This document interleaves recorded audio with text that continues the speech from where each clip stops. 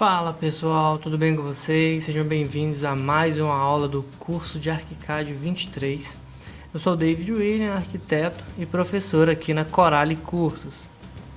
Na última aula nós vimos sobre o ambiente de trabalho do ArchiCAD, onde que ficam localizadas algumas das ferramentas de uso, e nessa aula nós vamos dar um pouco de destaque para a barra de ferramentas, que é essa aqui, ó, na esquerda, ok? Essa barra ela é dividida em 4 partes. A primeira dela é a parte de seleção, onde nós temos a seta e o retângulo de seleção. A segunda é a aba de modelagem de modelo. A terceira aqui no caso de documentação. E a quarta é a aba mais. Então a gente vem com o mouse aqui no limite. Tá vendo? Ele aparece, essa setinha é só puxar aqui que a gente consegue estender e ver o nome tanto da aba como das ferramentas. Ou então a gente pode fechar tudo e ficar só com o ícone aberto. É assim que eu uso normalmente. Entrando aqui nas ferramentas. A primeira dela, na seta, né, esse primeiro quadradinho, fala o seguinte. A primeira aqui, que tudo que esse retângulo de seleção aqui tocar, vai ser selecionado. Então observe que eu fiz aqui uma parede em forma de cruz.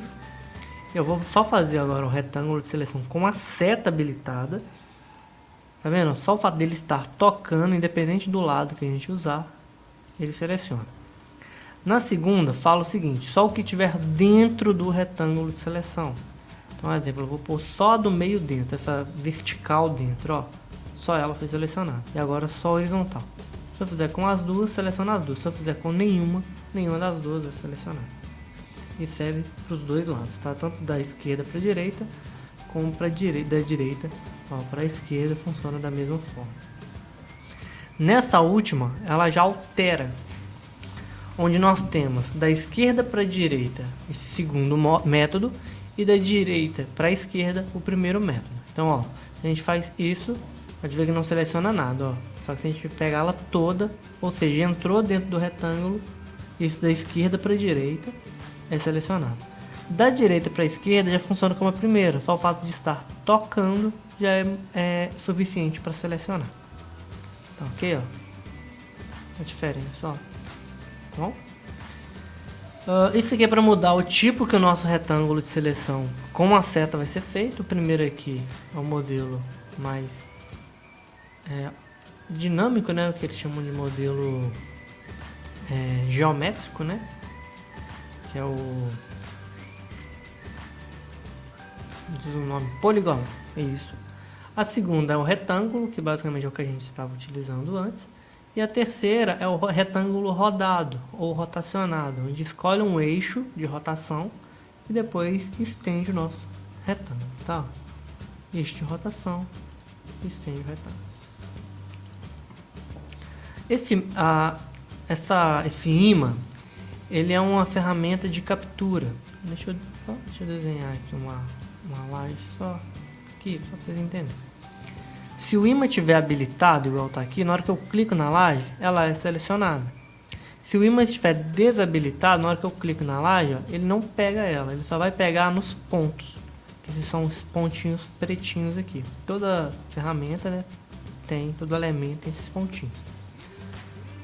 Com o imã habilitado, só clicar na face, ele seleciona. Com o imã desligado, ele não seleciona. Outra coisa é o seguinte: se nós estivermos com o imã habilitado e pressionar a barra de espaço, só pressionar ela, segurar ela, né, ele desabilita momentaneamente, tá vendo? Então, às vezes você precisa pegar um elemento específico dentro da tela, é só desabilitar ele. E aqui nós temos os dois tipos de seta, que é a seta preta, né, que é a normal, e essa de subelemento, que é a branquinha. Essa normal ela serve para tudo, enquanto a de subelemento só vai servir às vezes, por exemplo, para uma face, um cubo que tem aí 6 faces. Com a de subelemento você conseguiria selecionar apenas uma dessas 6 faces sem problema. A próxima ferramenta aqui é o retângulo de seleção. A gente pode observar que ele é dividido em duas formas, que é o piso único e todos os pisos. O que isso significa? Que sempre que a gente usar esse retângulo, por exemplo, aqui nós estamos no pavimento térreo, e der um F5, A gente só vai visualizar, pode ver que as paredes aqui elas foram cortadas, ó, no F5 de novo, tá vendo? Elas tinham sido cortadas. Somente no piso que nós estamos selecionando, que nesse caso aqui é o piso térreo. Vamos fazer o seguinte então, vamos lá no térreo. Eu vou apertar ESC aqui para sair e vou fazer uma cópia, Ctrl C. Vim aqui no navegador e primeiro pavimento e dar um Ctrl V. Beleza. Lá no 3D, no F5 a gente vai ver que nós temos então duas lajes e os conjuntos de parede. Se a gente usar o retângulo simples no pavimento térreo, ó, vamos selecionar de novo, mesma coisa, dá um F5. Observa que apareceu só a laje e as paredes cortadas do primeiro pavimento. Vamos no 2D agora.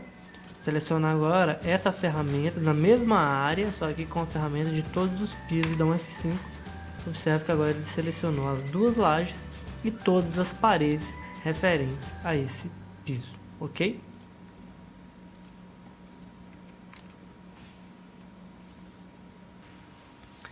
Na segunda aba aqui nós temos então a aba de modelagem, não é? Vou abrir aqui para vocês poderem ir lendo. E as ferramentas que a gente tem disponíveis para uso, que é a ferramenta parede, porta, janela, a abertura, que é uma ferramenta nova do ArchiCAD 23, até a versão 22 não tinha ela, pilar, viga, ambas sofreram também alterações agora na versão 23, laje, escada, ferramenta de guarda-corpo e corrimão, cobertura, que seria referente a telhado, membrana, que pode ser usado tanto para fazer fechamentos aí de paredes, por exemplo, como de teto também. É uma ferramenta bem dinâmica, ela a gente vai ver no curso avançado, tanto a cobertura como a membrana. Claraboia, que seria a ideia da janela no teto, né? Parede cortina, que é a nossa pele de vidro aqui no Brasil, né? A nossa parede de vidro. O Morph, que ele seria equivalente àquela massa do SketchUp, onde nós podemos extrudar, podemos criar às vezes uma forma diferente e fazer modificações nela. A biblioteca de objeto, esse objeto aqui ele vale para toda a biblioteca do ArchiCAD. A gente vai ter uma aula só de biblioteca, porque é muita ferramenta, é muita coisa. A ferramenta zona, que é a que eu tinha falado anteriormente.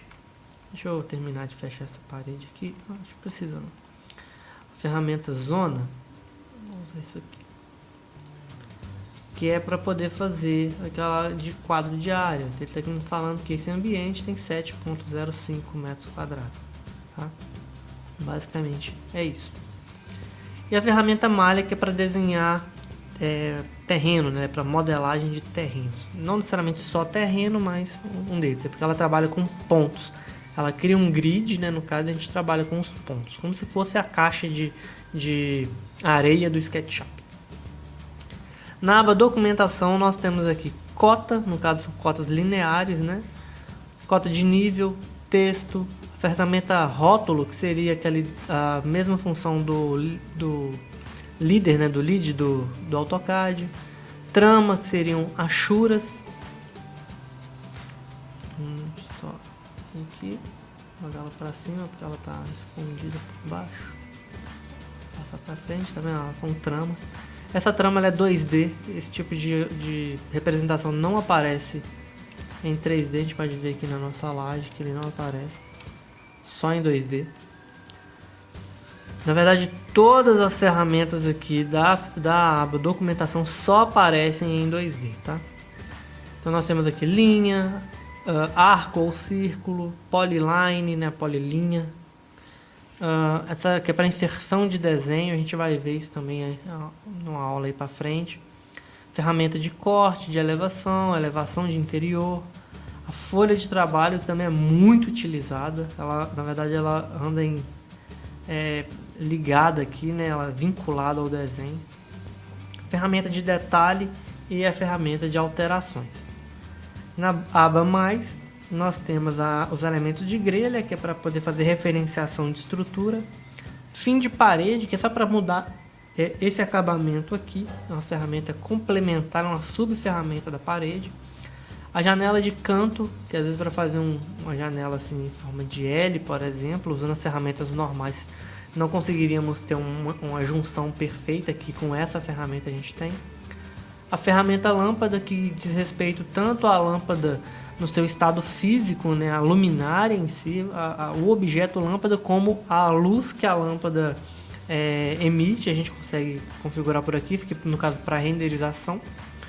Cota radial, cota de ângulo, a spline, que é uma linha mais orgânica, né, a gente consegue desenhar ela aqui também. Ponto quente, que seria basicamente esses pontinhos pretos, né, dos elementos. Então são o que a gente chama de ponto quente dentro do ArchiCAD. A ferramenta de figura, que é para poder anexar imagens, né, JPEG, PDF, PNG, enfim. E a ferramenta de câmera, que é para poder ajustar orientação de câmera, no caso para uma animação ou renderização. Dentro das ferramentas de modelagem, nós vamos ter aqui, ó, se a gente deixar o mouse um pouquinho em cima, que aparece uma setinha.